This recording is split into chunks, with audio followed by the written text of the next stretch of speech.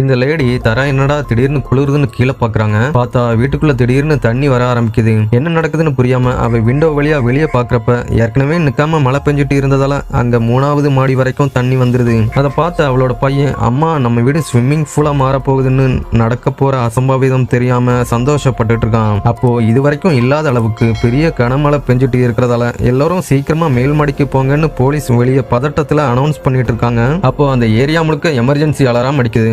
உடனே அந்த லேடி வேகமா போயிட்டு கொஞ்சம் ட்ரெஸ்ஸும் அவங்க பையனுக்கு ஆஸ்துமா மெடிசினையும் வேகமா பேக் பண்ணிட்டு அங்க இருந்து கிளம்புறாங்க. அப்போ பார்த்தா திடீர்னு அவங்க பையன் காணாம போயிடுறான். உடனே அவங்க விளையாடுறதுக்கு இது நேரம் இல்ல, நாம சீக்கிரம் இங்க இருந்து கிளம்பணும்னு கத்திக்கிட்டே அவனை தேடுறாங்க. கடைசியில அவன் ஒரு கபோர்டுக்குள்ள பயந்து ஒளிஞ்சிருப்பான். அவனை திட்டுறதுக்கு கூட டைம் இல்லாம வேகமா அவனை முதுகுல தூக்கிட்டு அங்க இருந்து ஓடுறாங்க. அப்போ வெளியில இருந்தவங்க எல்லாரும் உலகமே அழிய போற மாதிரி பயத்துல அலறி அடிச்சுட்டு ஓடிட்டு இருக்காங்க. மாடிக்கு போலாம்னு படிக்கட்ட போய் பார்த்தா அங்க டோர் லாக் ஆகி இருந்ததால ஸ்டெப்ஸ் ஃபுல்லா நிறைய பேர் போக முடியாம கூட்டமா நிக்கிறாங்க.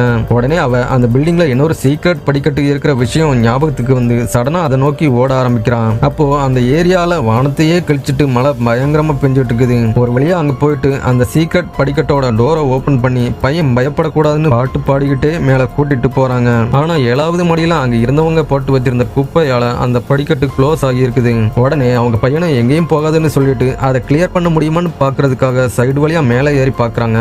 அப்போ கீழே நிறைய பேர் உயிருக்கு போராடிட்டு இருக்கிறத பார்த்து அவங்க ஹார்ட் நொறுங்கி போயிருது. அதனால வேற வழியே இல்லாம திரும்பவும் 7வது மாடிக்கே திரும்புறாங்க. அங்க மக்கள் எல்லாரும் என்ன பண்றதுன்னு தெரியாம அங்க இங்க ஓடிட்டு இருக்காங்க.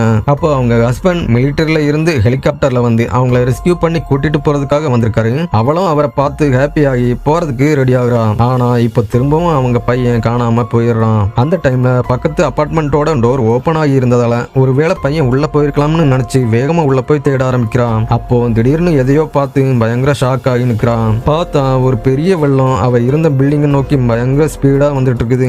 கொஞ்ச நேரத்திலேயே அந்த அபார்ட்மெண்டோட விண்டோவை உடைச்சிட்டு அந்த வெள்ளம் உள்ள வந்து அவங்க எல்லாரையும் அப்படியே தூக்கிட்டு போயிருது.